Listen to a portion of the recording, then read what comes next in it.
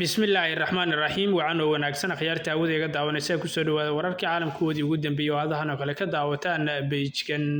waa 18 bisha Afriil 2026 qolwareedka intuu soconaya waxaad ku maqli doontaan macluumaad ku saabsan ciidamka Haram Cad oo la wareegay ammaanka magaalada Baydhabo kadib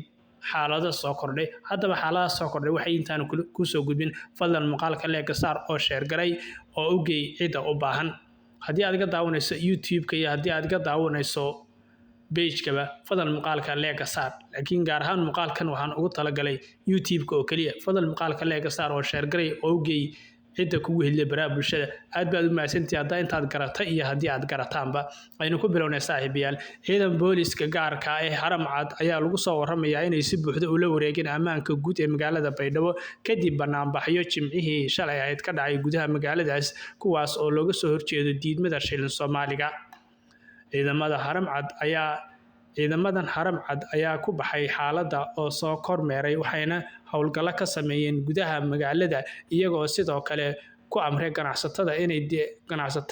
iyo dadka deegaanka si loo ilaaliyo xaaladda ammaanka taliyaha ururka labaad ee guutada Haram Cad Sahnuun Cabdiqaadir Axmed oo hogaaminaya howlgalka ganacsatada ayaa wuxuu ku amray in ay furaan goobahooda ganacsiga ayna qaataan lacagta shilin Soomaaliga maadaama ay dowladdu sheegtay in cashuur lagu qaadi doono sidoo kale wuxuu tilmaamay in aan la aqbali doonin diidmo shilin Soomaali ah ayna tallaabo ka qaadi doonaan cid kasta oo ka hor imaada amarka dowladda maadaama ganacsatada la faray inay shilin Soomaaliga qaataan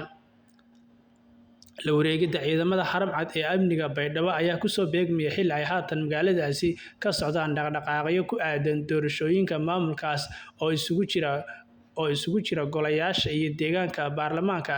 iyo midka madaxweynaha maadaama uu isbedel ka dhacay Baydhabo dowladda federaalka ayaa si guud u faragelisay koonfur galbeed iyadoo meesha ka saartay madaxweynihii hore ee maamulkaas Cabdicasiis Laftagareen kadib markii uu ka hor yimid qorshaha dowladda dhexe ee doorashooyinka dalka xaaladda guud ee magaalada Baydhabo ayaa mid degan waxaa si soconaya kulamo siyaasadeed oo loogu diyaar garoobayo doorashooyinka maadaama la doonayo in la doorto xildhibaano iyo madaxweyne ay yeelato maamulka koonfur galbeed saaxiibayaal waxyaalaha dambe ka soo cusboonaan muuqaalada dambe aad ku daawan doontaan fadlan muuqaalka leega saaro share garay nabad